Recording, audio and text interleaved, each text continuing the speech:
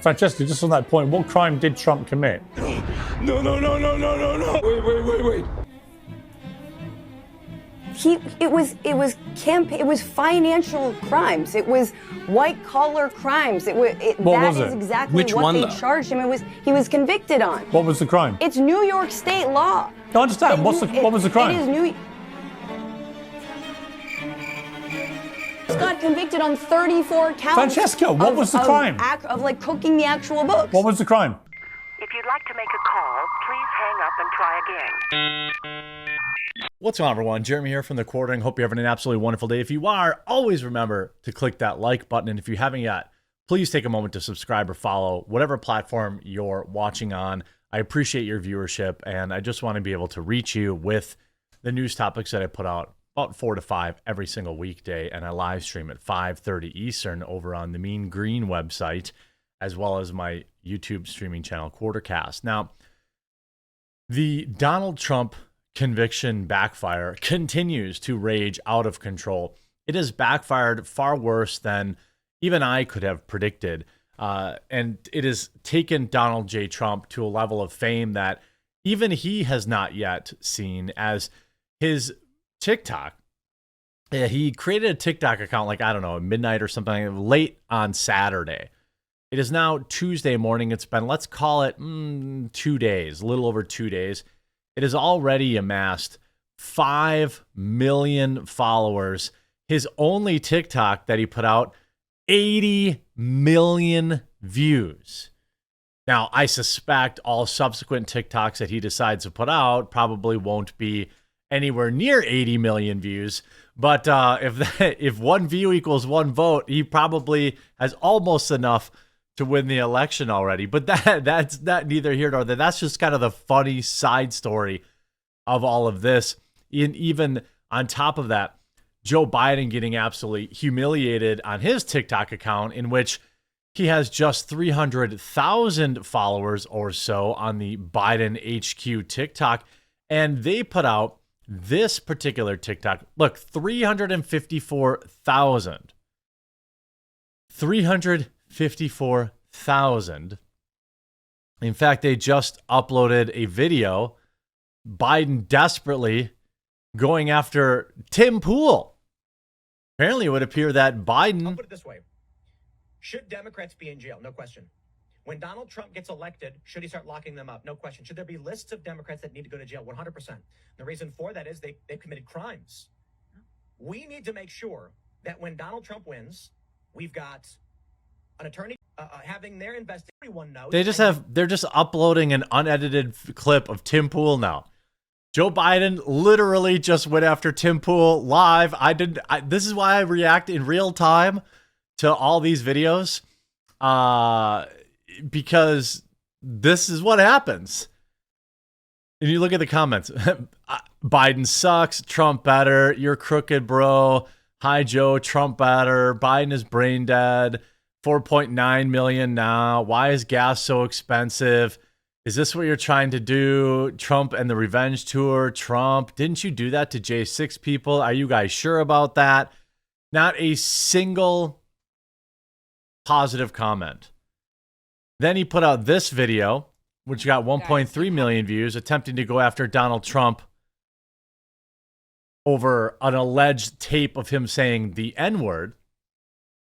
You now see, why is my gas so expensive? 3.2 million, that's Trump followers.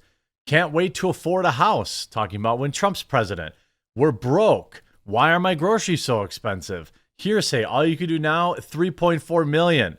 Reaching 4 million now. Why is my gas so expensive? I can't even afford a McNugget. Why is my gas so expensive?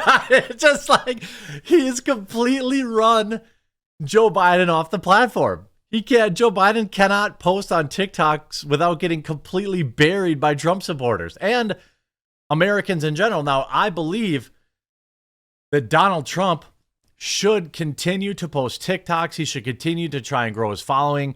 He should try to get somewhere around 15 or 20 million, 30 million followers, and he should be using it every day. Do I trust TikTok? No. Am I going to tell people to install the app to follow him? No. I'd rather you install that other app, the one that rhymes with Bumble, and follow The Quartering. But he can't even put up TikToks without getting buried. Then last night on Piers Morgan, apparently Piers Morgan's got this good format now where he just plucks people who are far more talented than him. In general, it's YouTubers, and brings them onto his show to quote unquote debate when really they're just screaming at each other. Here we have Michael Knowles talking to an unhinged leftist who apparently is in San Francisco or wants you to think they're in San Francisco. And they're completely unable to articulate the crime that Trump is even guilty of. My fellow panelist here is celebrating that the rule of law has been vindicated and overturned 234 years of American legal tradition. I would challenge her to see if she could possibly articulate how and what crime Trump committed, because so far Alvin Bragg, the DA, has failed to do so. The judge in the case, Judge Merchan, has failed to do so. And they can't do it because Trump didn't commit any of the crimes for which he's been convicted. Well, let's just ask quickly before I go to Kevin. Francesca, just on that point, what crime did Trump commit? That's my old modem sound. It's not very close. It was financial crimes. It was white collar crimes. That was is it? exactly Which what one, they though? charged him.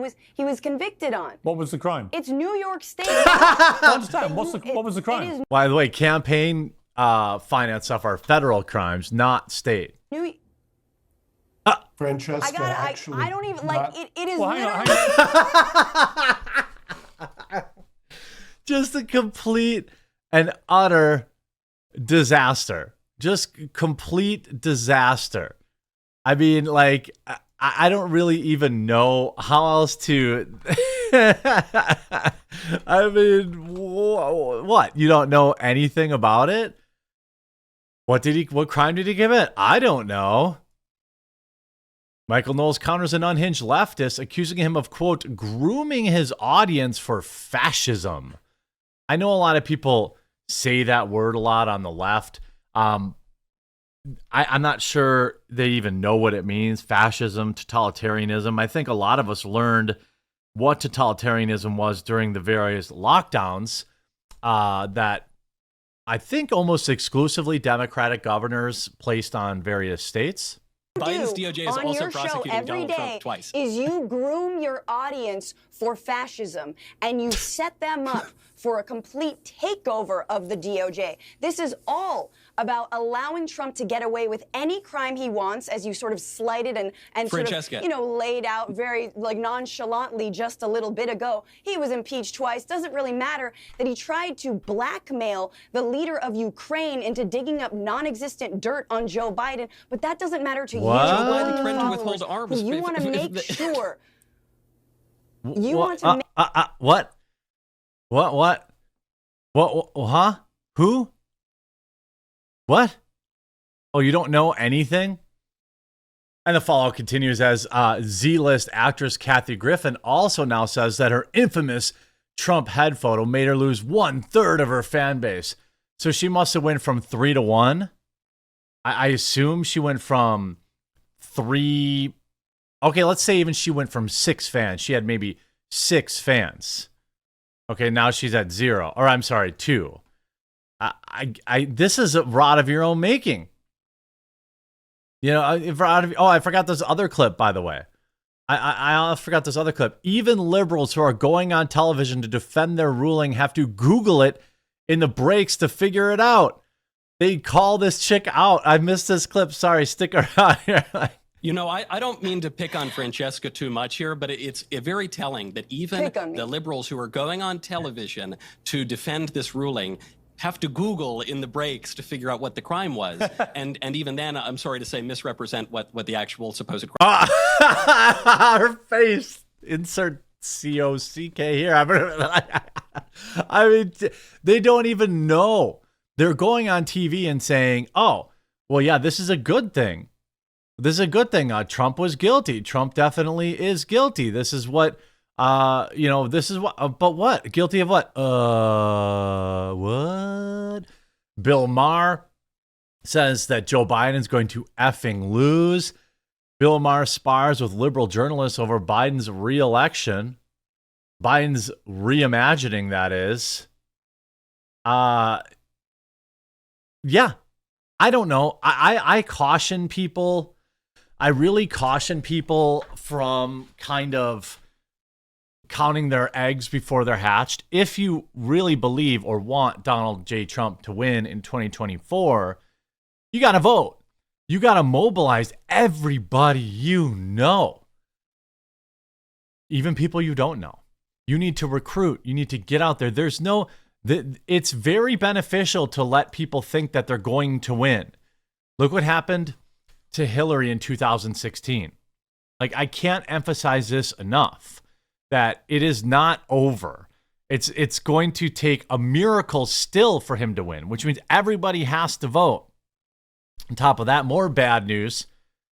Fani Willis, the Georgia trial. Well, apparently it's another setback that now ensures Trump won't even face the trial in Georgia until after the election. A Georgia appeals court has set an October date for hearing the sensational appeal of a ruling that let Fulton County DA stay on the Donald Trump case. This is just, by the way, the appeal is just letting this corrupt loser stay on the case. It isn't even in the case, which hasn't started yet. 3 judges who will decide the matter and have set a tentative date of October 4th for oral arguments, giggity, even if they decide to reaffirm Judge Scott McAfee's decision to allow Fani Willis to continue to prosecute the case, it won't come until several months after the election. Even if they decide to reaffirm, based on the state constitutional time limit, they would need to rule before mid-March 2025, the Atlantic Journal-Constitution reported, or about 4 months after the election. So the Georgia case will no longer prevent Donald J. Trump from running for president. That's what you need to know. That's the reason, in my opinion, that they brought the case, right? That's why they brought the case. But that's not... So they weren't going to win it anyway, but the whole point was to bring the case to try and railroad his campaigning. Right now, he's got a clear run-up until July, so he's got a clean month now before his sentencing in New York, which almost certainly will be delayed via an appeal that will probably not happen till after the election either, right? So neither case is probably going to even be heard until after the election. The Democrats have failed. There's still obviously an immunity case to be held or to be heard in the Supreme Court. There's all sorts of stuff that are just going very, very badly for Joe Biden. Getting laughed off of TikTok, getting humiliated by Trump's following, losing the Georgia case essentially because they weren't going to win it anyway, but now they're not going to be able to derail President Trump in that. We've got so much more to talk about this, okay? I'll be live at 5:30 Eastern on Quartercast or on the site that rhymes with Bumble. I don't care where you watch my standalone videos, but I hope you'll tune into my lives there. I'll leave both channels linked in the pinned comment down below, and we'll talk. And make sure you go follow them either on YouTube or on that other Mean Green site, and subscribe to this channel obviously too. And we'll talk to you again real soon.